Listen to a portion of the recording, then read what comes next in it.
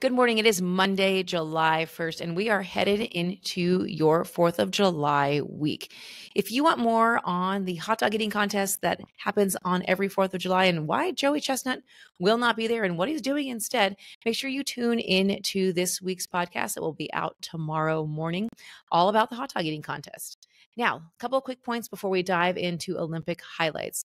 We are in the midst of NBA free agency, and LeBron James is officially a free agent. But nobody in the league thinks he's leaving Los Angeles, especially since they drafted Bronny last week. Now, LeBron is opting out of his $51.4 million contract with the Lakers next season, and he could take less money to improve the roster. Then there's Klay Thompson with the Golden State Warriors. Their 13-year relationship is coming to an end. That's right, it's the end of the Splash Brothers, which is Klay Thompson and Steph Curry. Moving on to Copa America.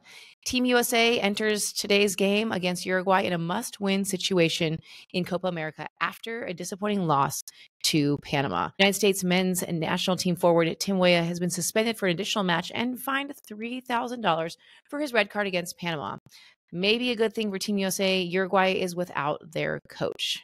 Moving on, Wimbledon starts today, and just a few weeks after his knee surgery from the French Open, Novak Djokovic is set to play in Wimbledon, and he's looking to extend his record 24 major wins.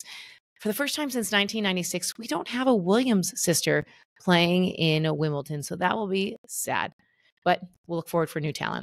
And last but certainly not least on these points, the NHL made history hosting the NHL Draft at the Sphere in Las Vegas. And one of the great moments was Beckett Sedeka, who was shocked when the Anaheim Ducks took him 3rd overall. People thought he would go in top 10, but definitely not top 5. And there's a moment where he's hugging his dad and you can read his lips and he just says, "Holy F." Great moment. It's probably what I would say if I was drafted to an NHL team too. Now, moving on to the Olympics, we'll get to Simone Biles and Taylor Swift in just a moment, but let's start off with a 58-year-old Pennsylvania grandma who is headed to the Olympics for a sport she previously retired from. Michelle Rohl was a distance runner turned race walker, and she previously competed for Team USA in 1992, 96, and 2000 Olympic Games, but she retired over 2 decades ago to homeschool her 5 kids. Now, Rohl, who just welcomed her first grandchild 3 months ago, returned to the sport by competing in the 20K race walk on Saturday, and she finished it in just over an hour and 42 minutes. The sad part is, because the United States does not have a spot for race walkers in Paris, she will likely be unable to compete.